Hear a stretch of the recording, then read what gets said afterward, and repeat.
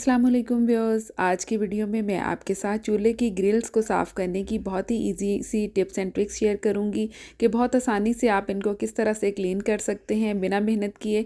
इसके साथ साथ चूल्हे को क्लीन करने के लिए भी एक इजी सी प्रोडक्ट आपके साथ शेयर करूंगी जो लो कॉस्ट ही है। आप आसानी से उसको परचेज़ कर सकते हैं और बिना मेहनत किए चूल्हा उसके साथ साफ़ कर सकते हैं। सबसे पहले ग्रिल की तरफ आते हैं। ये ग्रिल की कंडीशन आप देख सकते हैं, ये काफ़ी ग्रीसी ऑयली सी हुई है और चिपचिपाहट आप देख सकते हैं कितनी ज़्यादा इसमें आ चुकी है। लेकिन हम बिना रगड़े बिना मेहनत किए ही इसको क्लीन करेंगे।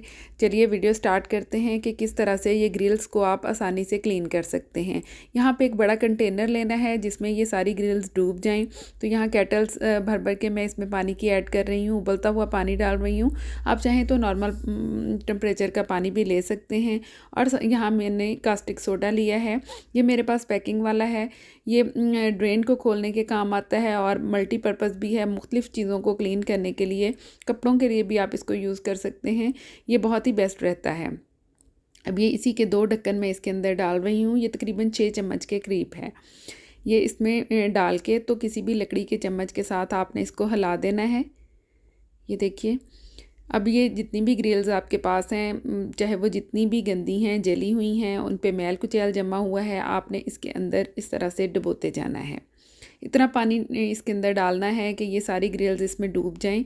मैं इसमें अभी और पानी भी ऐड करूँगी, चूँकि बड़ी वाली ग्रिल इसमें नहीं डूबी थी तो फिर मैंने और पानी भी इसमें ऐड कर दिया था। ये देख सकते हैं कितनी इसकी हालत ख़राब है। एक दफ़ा मैंने इसको इसी तरह से खड़ा किया था, फिर मैंने और पानी डाल के तो इसको भी इसके अंदर अच्छी तरह से डिप कर दिया था। और डिप करने के बाद हमने आधे घंटे के लिए इसको छोड़ देना है।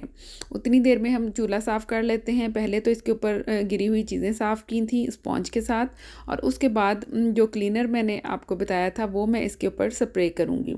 ये एल्बो ग्रीस क्लीनर है, इसका लिंक भी मैं डिस्क्रिप्शन में ऐड कर दूँगी। ये बहुत ही ज़बरदस्त क्लीनिंग करता है।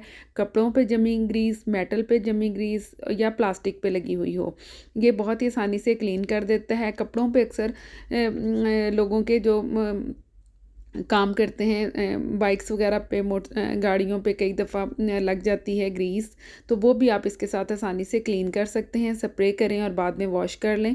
यहाँ चूल्हे की ग्रीस और ये जिसके ऊपर जमा हुआ मैल कुचैल है उसके लिए मैंने इसको स्प्रे करके 3 से 4 मिनट के लिए छोड़ा था, और उसके बाद जस्ट आपने इस तरह से एक दफ़ा पोंछना है तो ये सारी की सारी ग्रीस, मैल कुचैल आसानी के साथ रिमूव हो जाएगी। ये देख सकते हैं किस तरह से उतरती जा रही है। उसके बाद मैंने एक नरम कपड़े के साथ, ये ब्लेंडेड टी शर्ट थी जिसको कट किया हुआ है, उसके साथ इसको इस तरह से पोंछ दिया है। उसके बाद सिंपल पेपर टॉवल के साथ इसको साफ़ कर दिया। इसमें बड़ी अच्छी चमक आ गई है।